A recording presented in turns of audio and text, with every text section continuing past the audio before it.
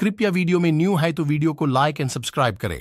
संजय कहते हैं, राजन, सात्यकी तथा शूरवीर द्रौपदी पुत्रों द्वारा सुरक्षित युधिष्ठिर को देखकर अश्वत्थामा बड़े हर्ष के साथ उनका सामना करने के लिए गया।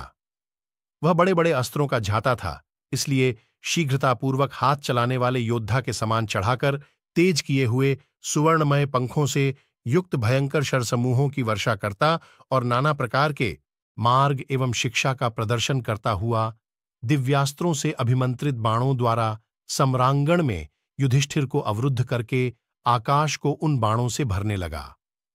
द्रोणपुत्र के बाणों आच्छन्न हो जाने के कारण वहां कुछ भी झात नहीं होता था। युद्ध का वह सारा विशाल मैदान बाणमय हो रहा था। भरतश्रेष्ठ स्वर्णजाल विभूषित वह बाणों का जाल आकाश में फैलकर वहां तने हुए वितान चंदोवे के समान सुशोभित होता था।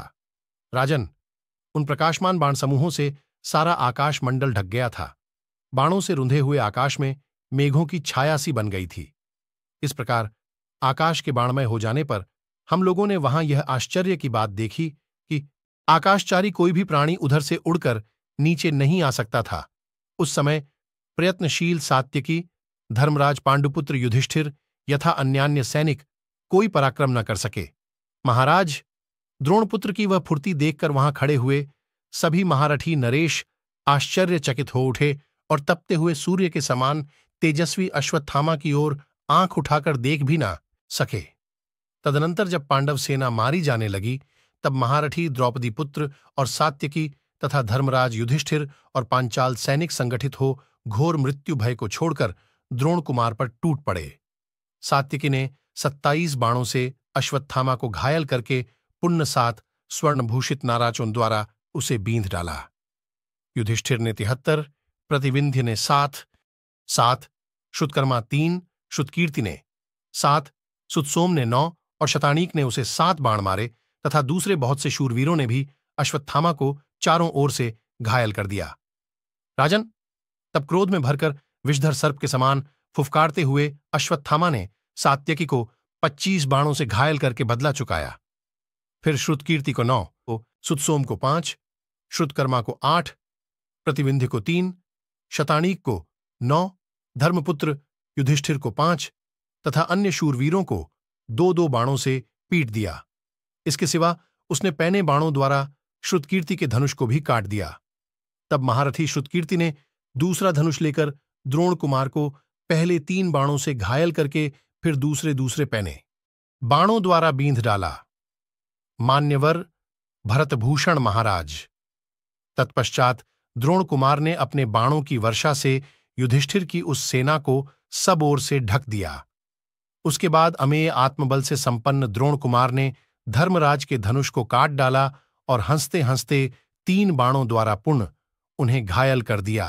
राजन, तब धर्मपुत्र युधिष्ठिर ने दूसरा विशाल धनुष हाथ में लेकर अश्वत्थामा को बींध दिया एवं उसकी दोनों भुजाओं और छाती में 70 बाण मारे।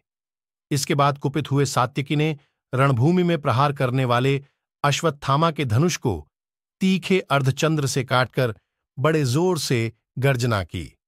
धनुष कट जाने पर शक्तिशालियों में श्रेष्ठ अश्वत्थामा ने शक्ति चलाकर शनिपौत्र सात्यकी के सारथी को शीघ्र ही रथ से नीचे गिरा दिया। भारत, तत्पश्चात प्रतापी द्रोणपुत्र ने दूसरा धनुष लेकर सात्यकी को शरसमूहों की वर्षा द्वारा आच्छादित कर दिया। भरतनंदन, उनके रथ का सारथी धराशायी हो चुका था, इसलिए उनके घोड़े युद्धस्थल में बेलगाम भागने लगे। वे विभिन्न स्थानों में भागते हुए दिखाई दे रहे थे। युधिष्ठिर आदि पांडव महारथी शस्त्रधारियों में श्रेष्ठ अश्वत्थामा पर बड़े वेग से पैने बाणों की वर्षा करने लगे। शत्रुओं को संताप देने वाले द्रोणपुत्र अश्वत्थामा ने उस महासमर में उन पांडव महारथियों को क्रोधपूर्वक आक्रमण करते देख हंसते हुए उनका सामना किया। जैसे आग वन में सूखे काठ और घास फूस को जला देती है, उसी प्रकार महारथी अश्वत्थामा ने सम्रांगण में सैकड़ों बाणरूपी ज्वालाओं से प्रज्वलित हो पांडव सेना रूपी सूखे काठ एवं घास फूस को जलाना आरंभ किया। भरतश्रेष्ठ, जैसे तिमी नामक मत्स्य नदी के प्रवाह को विक्षुब्ध कर देता है, उसी प्रकार द्रोणपुत्र के द्वारा संतप्त की हुई पांडव सेना में हलचल मच गई। महाराज, द्रोणपुत्र का पराक्रम देखकर सब लोगों ने यही समझा कि द्रोण कुमार अश्वत्थामा के द्वारा सारे पांडव मार डाले जाएंगे। तदनंतर रोष और अमर्ष में भरे हुए द्रोण शिष्य महारथी युधिष्ठिर ने द्रोणपुत्र अश्वत्थामा से कहा। युधिष्ठिर बोले, द्रोण कुमार, मैं जानता हूं कि तुम युद्ध में पराक्रमी, महाबली, अस्त्रवेत्ता, विद्वान और शीघ्रतापूर्वक पुरुषार्थ प्रकट करने वाले श्रेष्ठ वीर हो, परंतु यदि तुम अपना यह सारा बल द्रुपद पुत्र पर दिखा सको तो हम समझेंगे कि तुम बलवान तथा अस्त्र विद्या के विद्वान हो। शत्रुसूदन, धृष्टद्युम्न को समरभूमि में देखकर तुम्हारा बल कुछ भी काम न करेगा। तुम्हारे कर्म को देखते हुए मैं तुम्हें ब्राह्मण नहीं कहूंगा।